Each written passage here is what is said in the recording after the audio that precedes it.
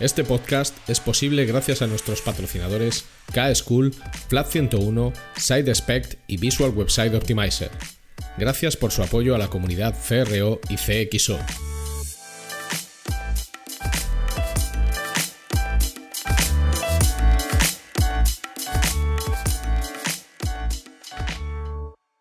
Mi nombre es Ricardo Tallar y estás escuchando CRO Café en español, el podcast de referencia en CRO y CXO, donde hablamos con profesionales digitales de todos los rincones del planeta sobre nuestro trabajo, con el objetivo de compartir, entretener y aprender.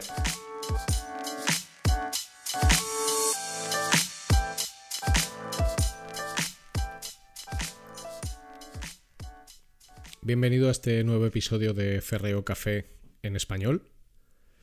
Hoy vamos a empezar una serie de episodios monográficos sobre principios universales del diseño que impulsan una buena experiencia digital y que fomentan que consigamos una conversión final. Digo monográfico porque al final hay un conjunto bastante grande de principios universales del diseño, de leyes del diseño de productos y servicios digitales que han sido definidas a lo largo de los años, tanto por disciplinas como el HCI, el Human Computer Interaction, que aquí conocemos como HIPO, Interacción Persona-Ordenador, como a través del campo de la psicología, o del Behavioral Design, economía conductual, etc. La mayoría de productos digitales que funcionan bien y que funcionan muy bien, utilizan uno, varios o muchos de estos principios universales del diseño y además lo hacen de una forma inteligente y personalizada. Y vamos a empezar a hablar de este tema de manera serializada. Esta es la primera parte.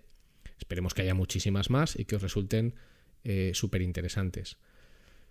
Así que prepárate, coge tu bebida favorita, lo que sea, Cherry Coke, un tap, una mirinda, siéntate en tu mejor asiento y pon algo de fondo relajante para escuchar este fantástico episodio de CRO Café y vamos directamente al lío. Antes de nada, me gustaría agradecer a todas las personas que de vez en cuando no, con bastante frecuencia me hacen comentarios en redes sociales acerca del contenido del podcast. Bea Morós, Pau Ortiz, Paz Garabano, muchísimas personas que estáis ahí, Adriana Barandela, que estáis ahí escuchándome y que además me lo hacéis saber generalmente. Os lo agradezco un montón. Leo absolutamente todos los comentarios que me llegan por Instagram o por LinkedIn y a partir de ahora voy a intentar personalizar un poco más cada episodio respondiendo a cosas concretas o haciendo referencia a personas que nos escuchan, lo cual me hace sentir súper orgulloso. Y además esta es una sugerencia de Luis Miguel, que es siempre quien está al otro lado editando y que ha tenido el detalle de decir, joder, vamos a acordarnos de toda esta gente que se porta estupendamente bien con nosotros. Vamos al lío. El principal problema que muchas veces nos encontramos a la hora de diseñar o de concebir un producto o un servicio digital que está muy orientado a conversión es esta especie de pelea eterna en la que muchas veces te metes de manera involuntaria cuando hay que justificar un diseño.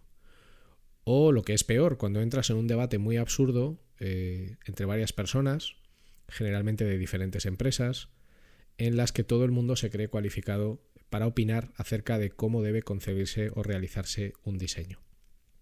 Al final, el uso de principios universales del diseño no es que garantice un resultado óptimo, porque por supuesto esto es como todo, cualquier principio general o cualquier ley universal te dará un buen resultado si la empleas correctamente.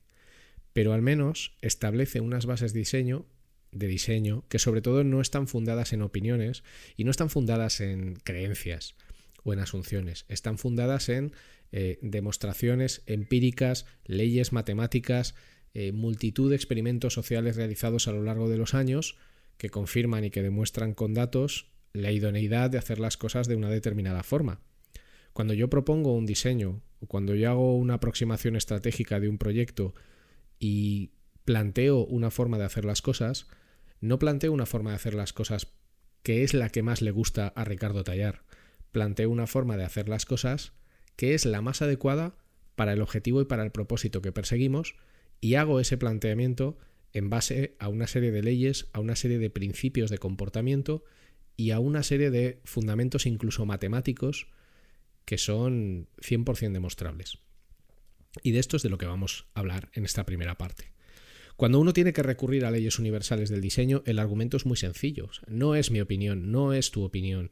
Es seguir un criterio que está estandarizado, contrastado y demostrado a lo largo de la experiencia de miles de personas a lo largo de los años o mediante leyes matemáticas. Entonces, hoy vamos a hablar de 5 principios y leyes universales del diseño que impulsan una buena experiencia digital y que fomentan la conversión. Primera parte, si lo queréis subtitular. Hoy vamos a hablar de 5 de ellos. El efecto von Restorff, la ley de Miller, la ley de Hick o la ley de Hick-Hyman, la ley del contexto y el concepto de affordance. Estas son las 5 de las que vamos a hablar hoy. Y empecemos por el primero, el efecto von Restorff.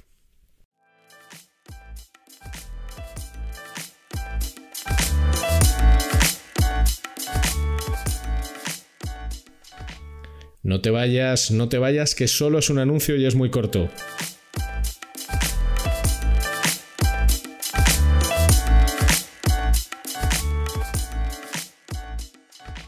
Si necesitas ayuda profesional para mejorar la conversión de tu negocio digital, tu mejor opción es contar con Flat 101. En Flat 101 somos especialistas en el diseño, desarrollo y optimización de servicios y productos digitales y podemos darte soporte en todas las áreas técnicas que intervienen en la conversión. Más de 15 años de experiencia profesional en más de 500 proyectos de conversión para multinacionales y startups a tu servicio, con el mejor equipo de profesionales CRO que vas a encontrar. El resultado nos importa y el cómo conseguirlo también. En Flat 101 estamos listos para ayudarte.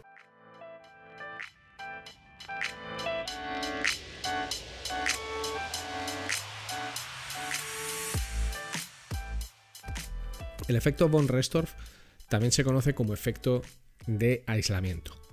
El nombre de efecto von Restorff se lo debemos a su creadora, Hedwig von Restorff, que fue una psicóloga alemana que trabajó muy de la mano con Wolfgang Köhler. Wolfgang Köhler, para los que os guste el mundo del diseño, fue uno de los padres fundadores y uno de los principales psicólogos que contribuyó a la escuela de la Gestalt, la psicología de la forma. Y la psicología de la forma consiste en determinar la experiencia que tiene el individuo en su relación con el ambiente. Hedwig von Restorff, en el año 1933, publica una serie de estudios que confirman una teoría psicológica que es la mayor capacidad de recuerdo que tenemos, sobre todo en nuestra memoria a corto plazo, que difieren en un entorno. Es decir, lo que ella demuestra de manera contundente es que todos en nuestra memoria a corto plazo tenemos una capacidad de recuerdo mayor de un elemento que es distinto al resto con los que comparte entorno y contexto. Un ejemplo muy sencillo de entender es la facilidad que tenemos todos para recordar, por ejemplo, una línea subrayada de un texto frente al resto de líneas que no lo son, que no están subrayadas. El resto de líneas son exactamente iguales en tamaño de tipografía, en espaciado entre ellas, en ubicación en un folio o en una página. Pero siempre vamos a fijarnos y vamos a resaltar en nuestra memoria aquellas frases, aquellos elementos del texto que están subrayados. Todos lo hemos hecho. Tú estabas estudiando y subrayabas, generalmente en un color fosforito espantoso y con muchísimo contraste, subrayabas en rosa, en amarillo o en verde, pues la línea o el texto. Eso es el efecto von Restorff. Recordad, de esto ya hablaremos en otro episodio, pero la memoria básicamente se divide en tres estadios, ¿no? Memoria a corto plazo, memoria a medio plazo y memoria a largo plazo. La memoria a corto plazo, que es la que utilizamos muchas veces, la que se llama también memoria de trabajo, la que utilizamos muchas veces en las cosas que hacemos en el día a día, tiene una gran capacidad de retención de los elementos que son distintos frente a otros que son similares en un mismo contexto. El mejor ejemplo es la línea subrayada en un texto frente al resto de líneas que no lo están. ¿Cómo se utiliza esto en un espacio digital, en el diseño de un producto o de un servicio digital? Bueno, la forma más común de utilizar el efecto von Restorff o el efecto de aislamiento es destacar un elemento de entre un grupo de elementos que son muy similares entre sí.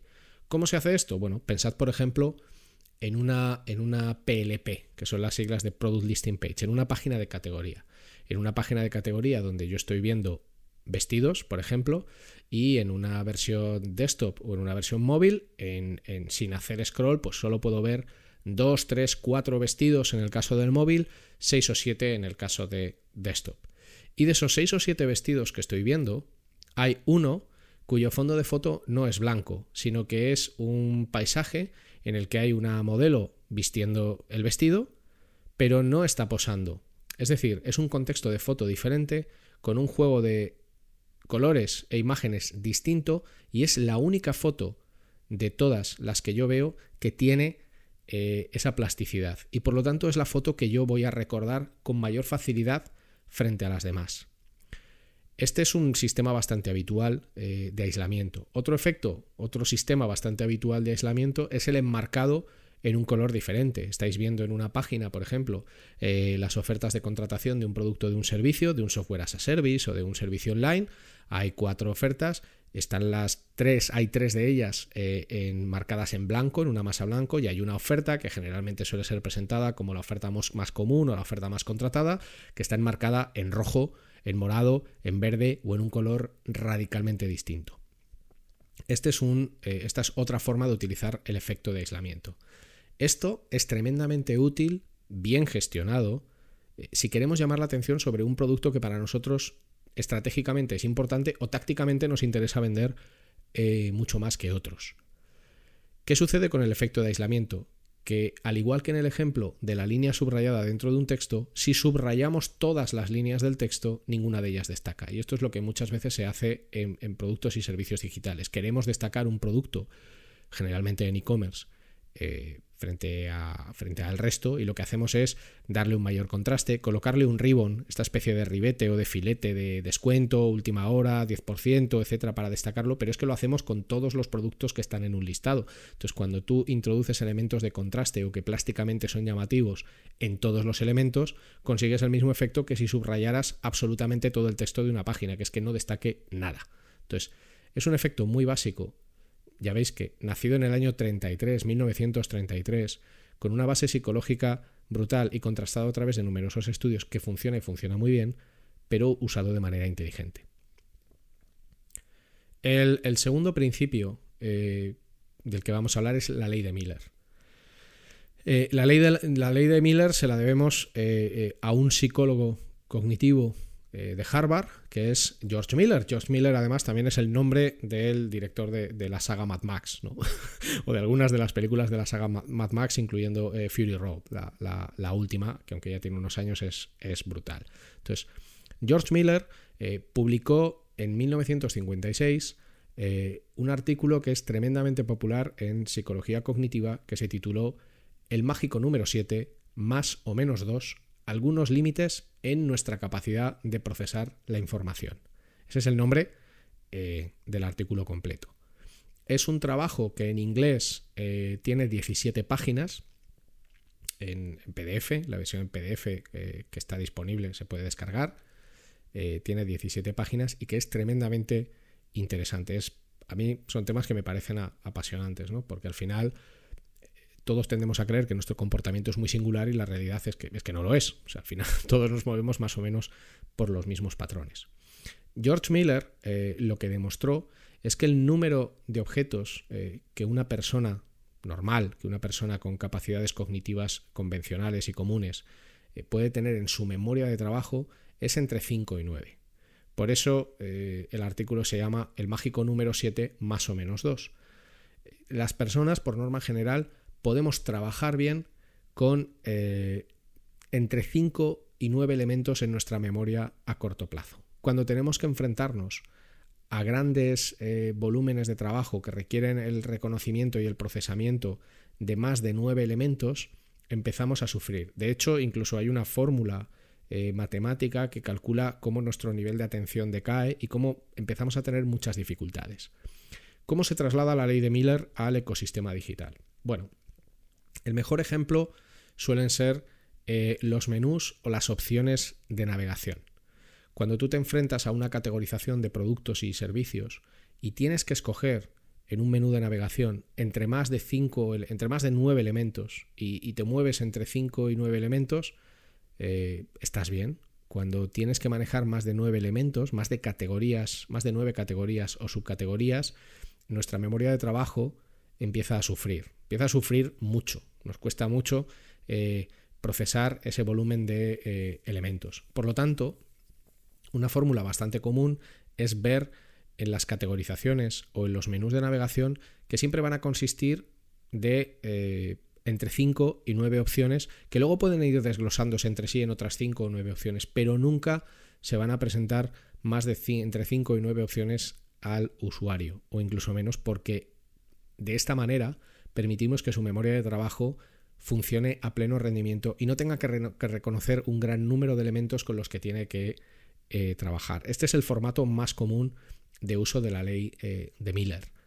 Una vez más, si tú te encuentras con un menú de navegación con muchísimos elementos, pues no se trata de que te guste más o te guste menos. Se trata de que se puede demostrar desde el punto de vista cognitivo que las personas no operamos bien en nuestra memoria de trabajo con más de 9 elementos.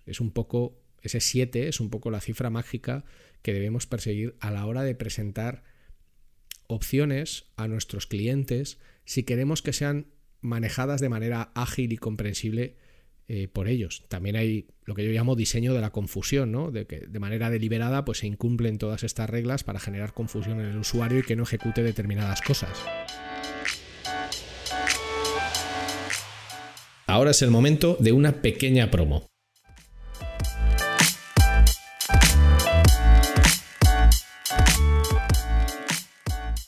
SideSpect te ofrece una solución única a nivel mundial en el campo del testing A/B, la personalización y la recomendación para tus usuarios. SideSpect funciona de forma server-side, sin necesidad de scripts de ningún tipo, lo que garantiza un rendimiento óptimo. La solución de SideSpect elimina retrasos y la posibilidad de cualquier efecto flickering. Y esta aproximación también garantiza que la actual y las futuras reglas de seguridad de cualquier navegador como ITP y ETP no impactarán en tus experimentos. Para más información, visita sidespect.com.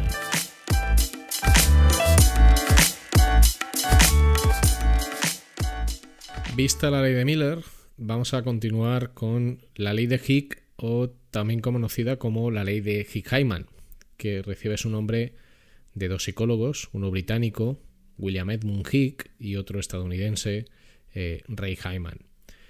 La ley de Hick-Hyman es especialmente relevante porque lo que hace es describir el tiempo que tarda una persona en tomar una decisión cuando se enfrenta a múltiples elecciones. Es decir, es una ley que pretende calcular, que pretende estimar el tiempo que tardamos en tomar una decisión en función de los elementos que tenemos que considerar para dicha decisión. Es una ley que, una vez más, está muy vinculada a la capacidad que tenemos de procesar información de manera cognitiva y que vincula a esa capacidad de decisión en base a los elementos que se nos presentan, pues la cantidad de tiempo que necesitamos para tomar una decisión. La ley de Hick-Hyman no necesariamente es algo negativo. Por ejemplo, se utiliza en ocasiones, por ejemplo, en el diseño de videojuegos o en el diseño de interfaces, cuando se quiere generar cierto estrés en el usuario, por ejemplo, para generar cierto estado de ansiedad, sobre todo en los videojuegos. Cuando, por ejemplo, tiene que escoger en un tiempo muy rápido algo de un conjunto de elementos muy amplio y que además está muy desordenado. Entonces, digamos que la ley de Hick-Hyman es cuando afirma que vamos a tardar un volumen de tiempo razonable. Y esto genera estrés. Esto es parte del diseño de videojuegos y es algo que se hace de manera voluntaria. ¿En qué sufrimos la ley de Hick-Hyman? En activos digitales, en productos y servicios digitales, por ejemplo. Algo que genera mucha frustración es cuando tú te enfrentas a menús de navegación en los que hay un conjunto de subcategorías o familias eterno.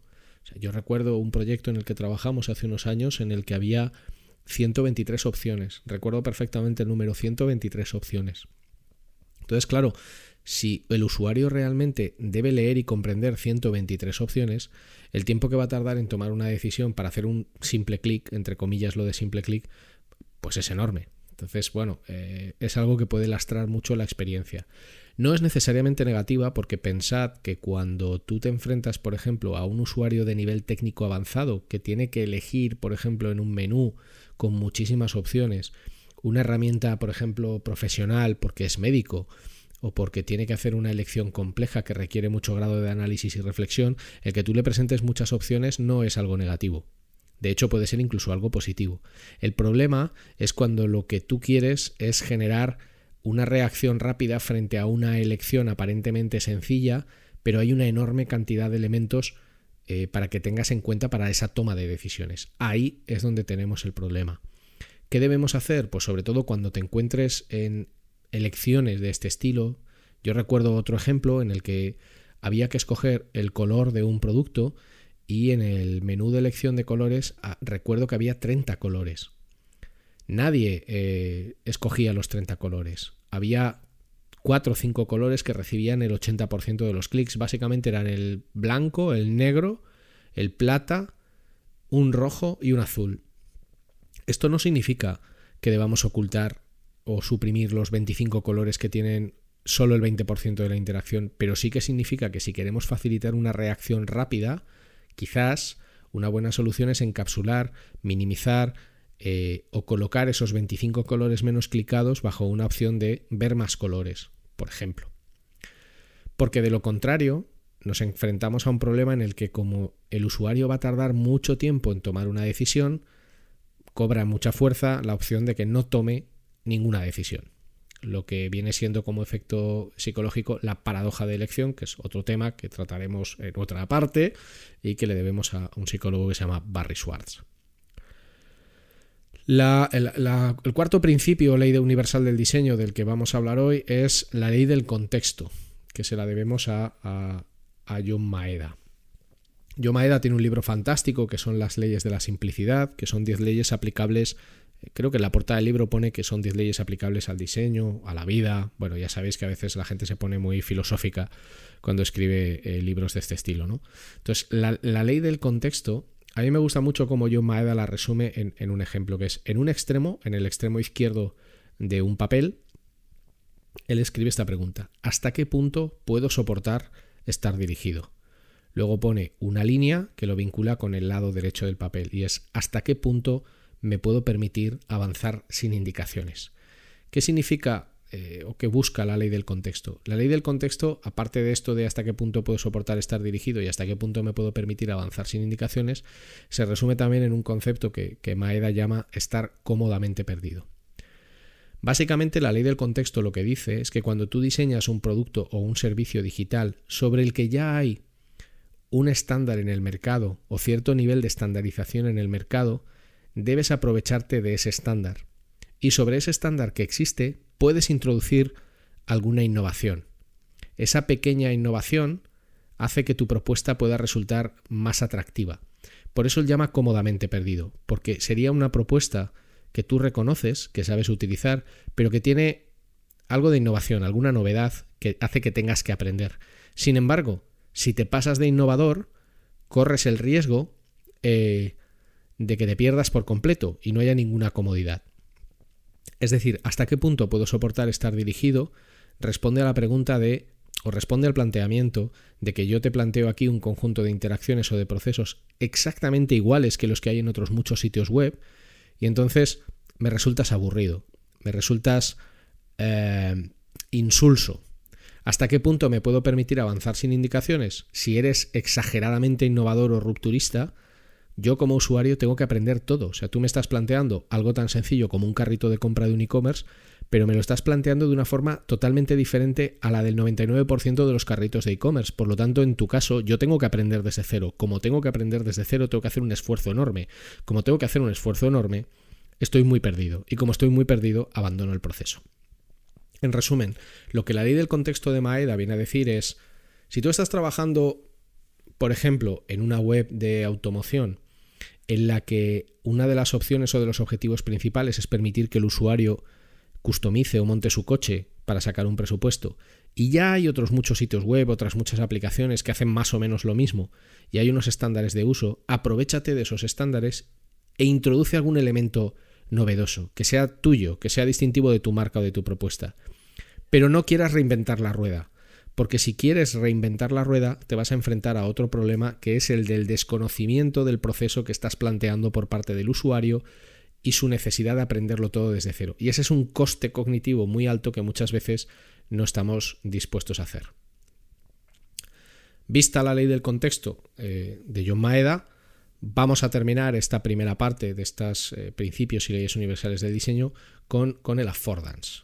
El affordance, la traducción literal del affordance sería ofrecimiento. También se conoce como enactivación o enacción.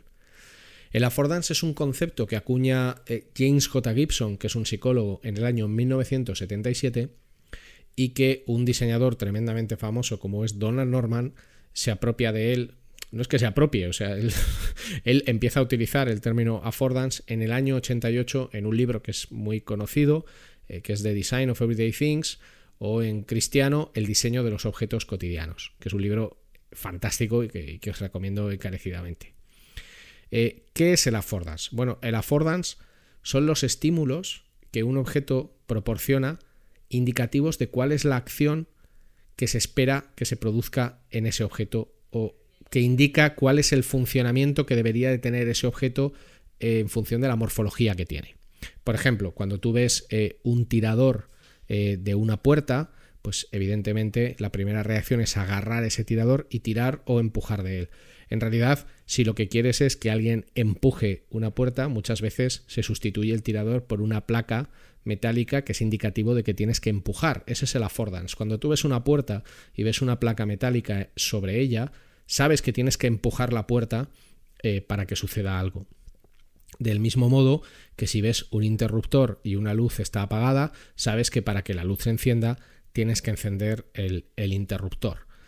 Eso es el affordance. El atributo que se desprende de la morfología de un elemento o de sus características que nos permiten suponer, intuir o al menos conocer cuál sería la acción que va a generar ese elemento en el entorno o en ese mismo elemento, ¿vale?